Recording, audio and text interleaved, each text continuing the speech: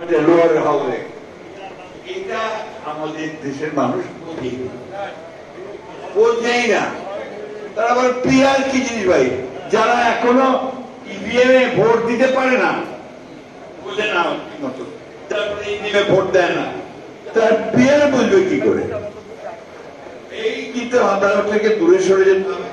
এবং দুঃখজনক ভাবে আমাদের দেশের কয়েকটা রাজনৈতিক দল থেকে প্রমোট না বন করে বসে আছে, এটা না হলে নির্বাচনে যাব না।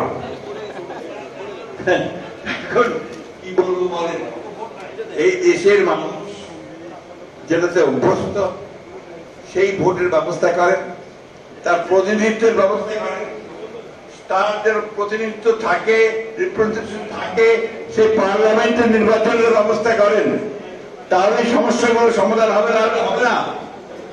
বাইরে থেকে এসে বসে বা কাউকে আপনার নতুন নতুন চিন্তা ভাবনা দিয়ে কিন্তু দেশের সমস্যা সমাধান করা যাবে না।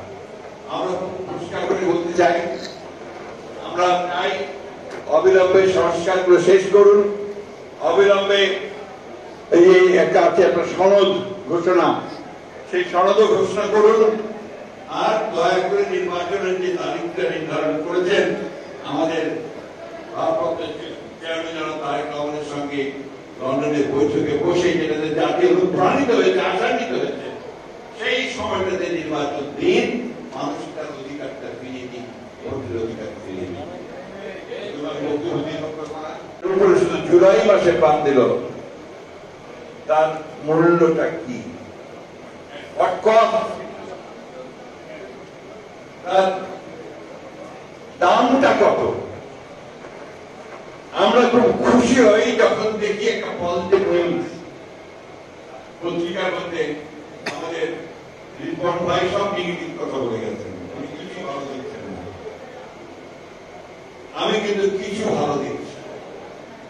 ভালো দেখি এই জন্য যে আজকেই খবরের কাগজে দেখলাম যে বোধহয় 12টা মৌলিক বিষয়ের পরিবর্তনে সবগুলো দল এক হয়েছে।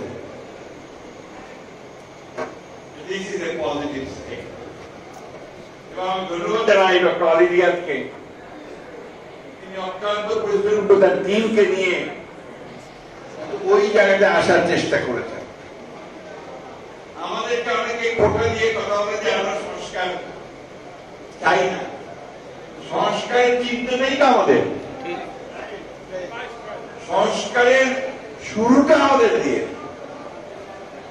1975 সালের আগে শেখ মুজিবুর রহমান, যিনি ফ্যাসিজমের মূল হোতা, তিনি গণতন্ত্রকে কবর দিয়ে গিয়ে এক দিবসের মতো বাকশাল করে দিয়েছিলেন।